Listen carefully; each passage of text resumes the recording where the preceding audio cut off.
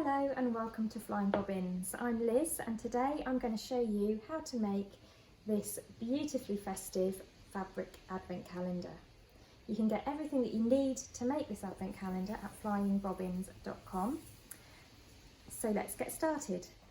I've got my Flying Bobbins advent calendar kit here. Let's open it up and see what's inside.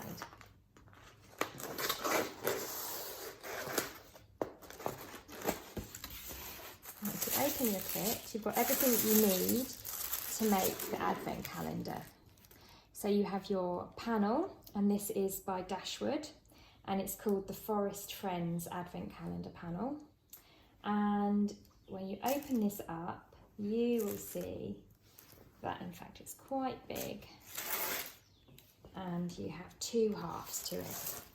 This half is going to be your background up here, and this other half here is your strips of pockets, and you're going to attach those to your background to make your advent calendar. We'll move on to cutting that all out in a sec. So you've got your advent calendar panel, you've got your backing fabric, and I chose this because it was a lovely coincidence that I happened to put them next to each other on my shelf, and I just thought, wow, those colours look beautiful together. They're almost made for each other. Little present here that the rabbits have got on door number 12 is almost the exact same fabric. So there's your backing panel there in that lovely dot. Kind of makes me think of little snowflakes almost. And then you've got some candy stripe grosgrain ribbon, and we're going to use that to make the ties which will go at the top. Last thing in your kit is this fusible fleece. This is by, and I'm going to say this wrong, I call it Vilene, which is what it used to be called, but now they've changed their name, Vliceline or something like that. But this is Vilene fusible fleece, and it's like a nice medium loft wadding with glue on one side that you melt onto the fabric, and a fleecy backing. And that will give your advent calendar a nice amount of body to it. If you don't use that, it will just be a bit too floppy and flimsy. So that's what you get in your kit. Now, I don't include thread in this kit, the reason being that for the most part, I think plain white thread goes perfectly, and most of you will probably have that at home. If you don't, then you can just add that to your shopping basket. I've got tons of these in stock, so just head over to the thread section after you've purchased your kit and you can pop one of those in. So I'd suggest just using plain white, which is number 800, that's a Gutermann 100 metre sew-all thread. Alternatively, colour 111, bridal white, that will probably be okay, it's a bit creamier. Colour number 714 matches this turquoise dot perfectly, so you could grab a reel of that if you wanted to. Or the other thing, this is red, it's number 156, and you could, if you're a bit more confident with your stitching, you could go for something contrasting. The one last thread colour I'll mention is gold metallic, and I'm going to be getting a few of those in stock in the run up to Christmas. Because you've got lots of lovely gold accents on here, you could actually use a gold thread for all of your top stitching and quilting details, and that will just give it that extra pop of metallic sparkle. If you're going to do that, I'd say, if you're a bit more confident, that's a good idea. Otherwise, because it will show up. Otherwise, my colour of choice for thread would just be good old-fashioned plain white, because it won't show up too much. So if you don't have to get too worried about how straight your stitching is then. Okay, so that's what you've got in your kit. You can add a thread if you wish. What equipment are you going to need? Well, the first thing we're going to do is cutting out, and you can use your fabric scissors to cut out. Because this is a lot of straight lines and what have you, what I'm going to be using in a minute is my rotary cutter, and I've got my large quilting ruler. This is 15 by 60 centimetres, and I've got a cutting mat I'm going to pop down as well. So you're going to need either scissors or a mat, rotary cutter and ruler, depending on your preference. You're definitely going to need some either wonder clips or some pins to secure things together as you go. And you're going to need your thread snips, and of course never be too far away from your unpicker Always good to have that nearby. Lastly but not leastly, there's quite a lot of ironing involved, so it's worth me mentioning that you will need your ironing board set up and your iron. As always with sewing, it's cut, press, cut, sew, press, cut, sew, press, and it's very much the case with the advent calendar. Your ironing board is going to be your real best friend when doing this. It's going to help you along the way. So that's what we're going to need. Let's get our machine threaded up with white thread, get our cutting area set up, and we shall go into the make. So the first thing to do is to get cutting.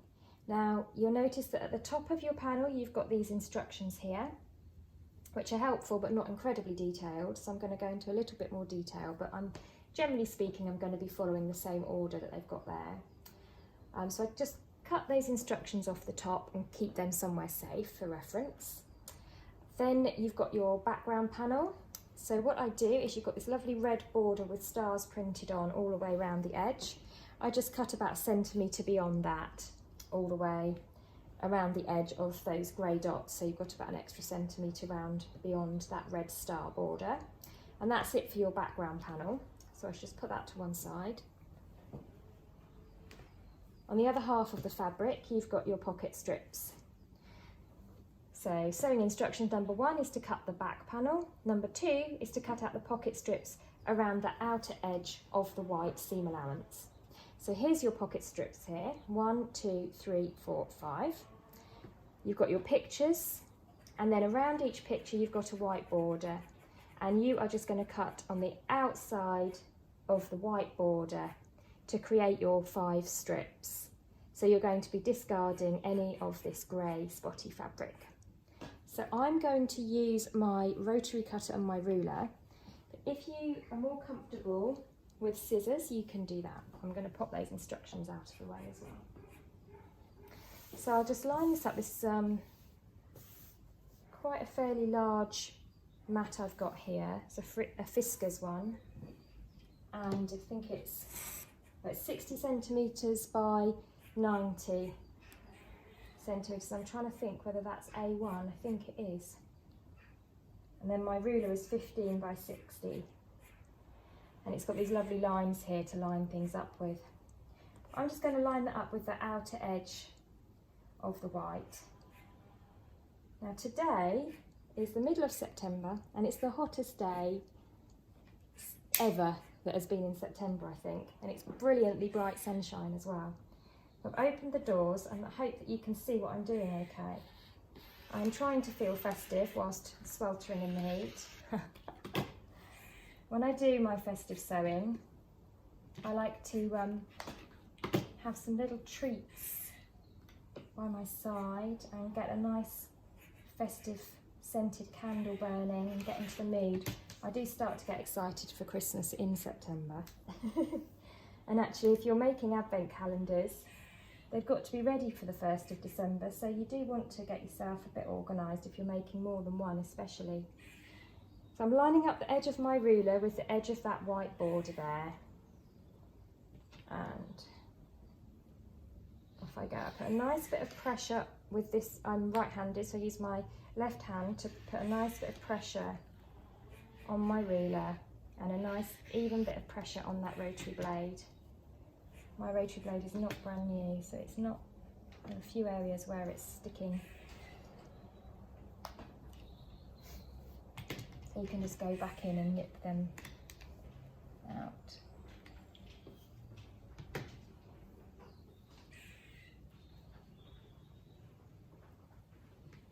And I'm just going to go ahead and do that for all of these 5 strips. That was a nice clean one there. That's how it should work. Pressed a bit harder that time. There we are. So you're going to cut along the top, you're going to cut along the bottom, and then you're just going to cut either side. Whatever you do, do not cut these. You want it as a strip, not as individual pockets. Try to keep it as square as you possibly can, because that will make the next stages easier. Flip that round there.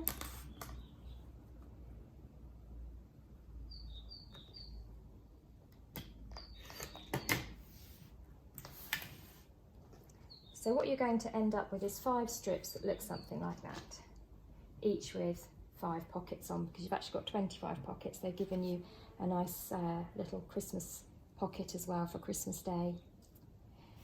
So you go ahead and do that, and then I shall see you for the next stage.